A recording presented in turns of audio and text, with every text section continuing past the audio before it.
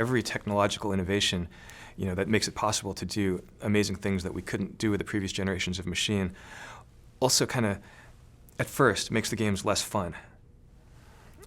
Because once you've got this great new tool, suddenly, you're serving the tool rather than the tool serving you.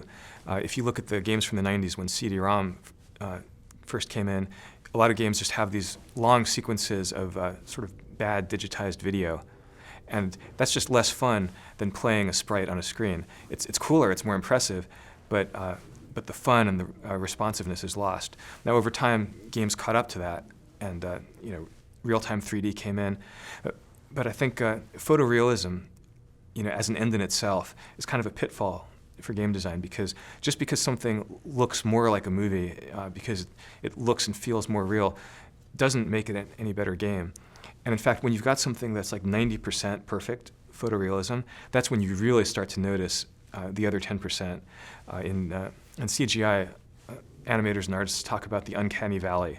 When you have a cartoon character that's easy to identify with, you can read all the emotions clearly, and emotionally you're invested. And of course, when you're watching a movie, you're also emotionally invested. But there's a little valley in between where the character is so realistic that it could almost be photorealistic, but not quite. And our brains are really evolved over millions of years to detect something that's not quite human, not quite right, which is why in watching a really sort of 95% perfect CGI film, you often feel like you're watching reanimated corpses.